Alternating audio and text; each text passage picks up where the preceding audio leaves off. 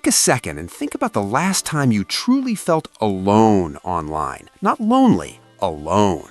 Maybe it was a 3 a.m. scroll through a forgotten subreddit. Or perhaps you were looking at a Facebook post from a distant relative, only to realize the 300 comments underneath it were all variations of the same 3 words: amen, beautiful, or God bless. In the early days of the web, the internet was a mirror. You shouted into the void, and a human, messy, emotional, and unpredictable, shouted back. But lately, that mirror has started to feel like a window into a simulation.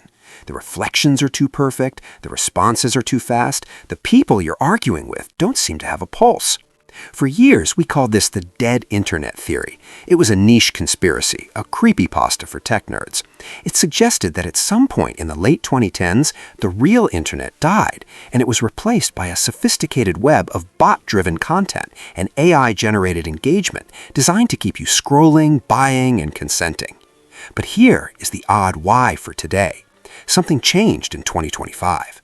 According to the latest cybersecurity audits and traffic analysis from firms like Imperva and Akamai, we have finally crossed the Rubicon. For the first time in history, the majority of the internet is no longer for us. 47% of all web traffic is now autonomous bots. If you include the gray zone of AI-assisted accounts, that number climbs over 50%. The theory is over. The dead internet is now a measurable statistical reality. We aren't the users anymore. We are the glitches in a system built for machines by machines. And today, we're going to look at the autopsy report. Let's talk about the 47%. When we hear that nearly half the internet is bots, our brains usually jump to spam. We think of the hot singles in your area or the crypto scams in the comments. But that's the 2015 version of a bot. The 2025 bot is something entirely different. It's what researchers call the LLM Shadow. In 2023, LLMs became accessible. In 2024, they became integrated. By 2025, they became the primary creators of content. We are now living in the era of recursive internet. Imagine a massive digital feedback loop. A bot on X, formerly Twitter, generates a prompt-based opinion on a political event. Another bot, programmed to scrape X for trending topics, sees that post and turns it into a 500-word SEO-optimized article for a zombie news site. A third bot, an AI crawler, finds that article and uses it to train its next data model. Where is the human in that chain? They don't exist. This is the first variable in our reverse engineering of the modern web, the content inflection point. We used to have human content shared by human users. Now we have machine content consumed by machine users, with humans occasionally stumbling into the middle of the conversation like a traveler lost in a ghost town. Why does this matter to you, the person watching this? Because of the slop. Slop is a term that gained traction in late 2024 to describe the endless, mindless AI-generated images and videos that have taken over Facebook and Instagram. You've seen them. The shrimp Jesus, the AI flight attendants asking for prayers, the impossible landscapes. These images aren't made to be art. They are engagement bait for other bots. One bot posts the image, 10,000 bot accounts like it. The algorithm sees the high engagement and pushes it to your feed. You see 1,000 likes and assume this is popular or real. But you are the only one in the room who is actually breathing. If you want to see the dead internet in action, you have to look at the traditional watering holes of human interaction. Let's take Reddit. For a decade, it was the front page of the internet. It was where you went for honest reviews, raw human stories, and niche hobbies. But in 2025, Reddit has become a prime target for infiltration marketing. There are now companies whose entire business model is upvote farms. They don't just sell likes, they sell narrative dominance. Using AI, they can deploy thousands of accounts that have backstories. They post in gaming subs, they talk about their fake dogs, they build karma. Then, when a client wants to push a product or an ideology, these bots awaken and steer the conversation.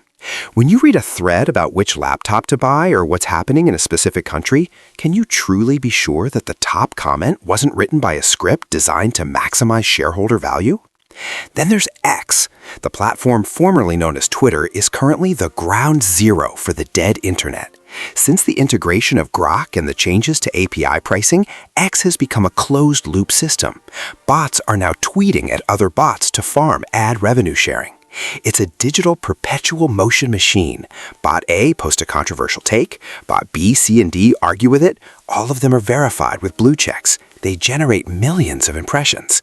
X pays out a portion of the ad revenue to these accounts. The bots use that money to pay for their subscription fees.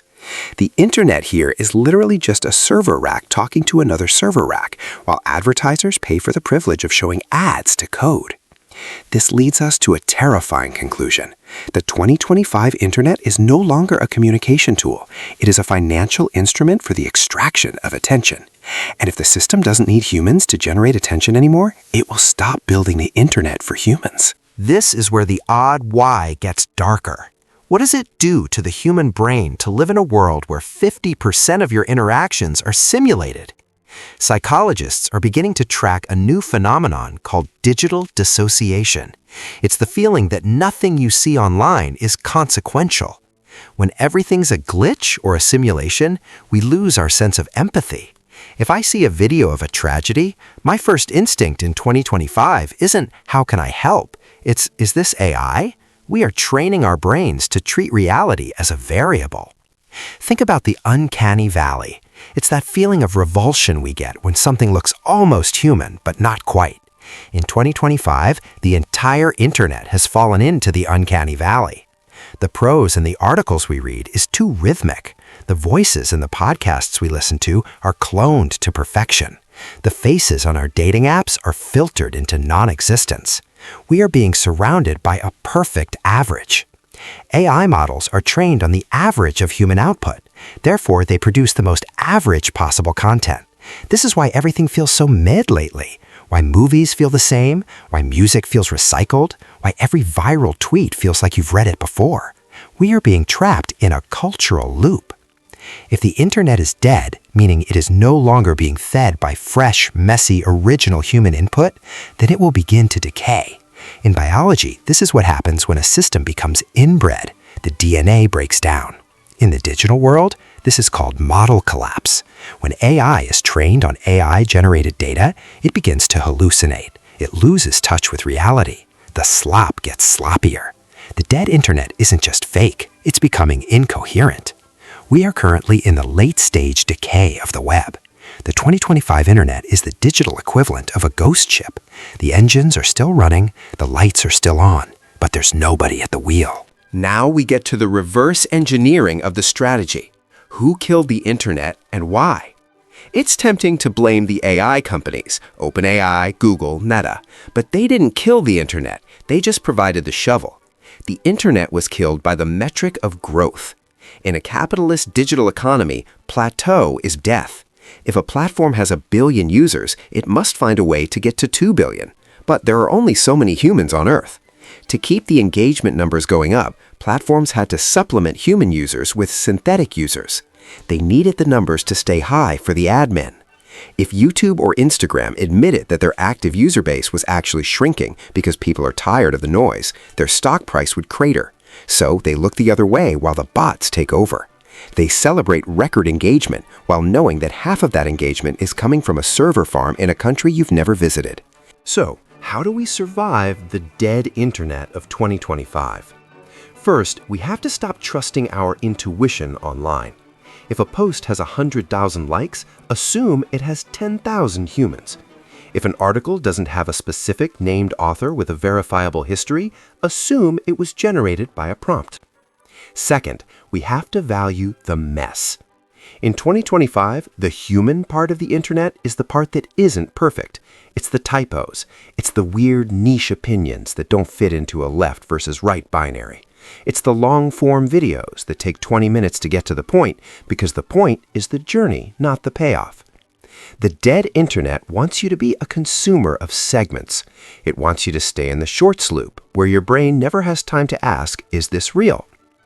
By watching this, by getting to the 25-minute mark of a deep dive into the philosophy of data, you are proving that the internet isn't quite dead yet. You are a human being looking for a signal in the noise. We started this video by saying the internet died in 2025, and statistically it did. The majority of the traffic, the content, and the engagement is now synthetic. But a ghost town only becomes a grave when the last living person leaves. Our mission at Oddwise is to find the others. If you are a human reading this, I want you to do something that a bot would struggle to do. Don't just type amen. Don't just use an emoji. Tell me a why. Tell me one thing about your life today that felt real, one thing that couldn't be simulated. Maybe it was the smell of the rain, or a conversation with a stranger, or the way your cat looked at you when you were sad. Post it in the comments. Let's make this comment section a glitch. Let's flood the algorithm with so much humanity that the bots don't know what to do with it. The internet might be dead, but we're still here. And as long as we keep asking why, we're the ones who really own the web. Stay curious, stay messy, stay human. And I'll see you in the next Odd Why.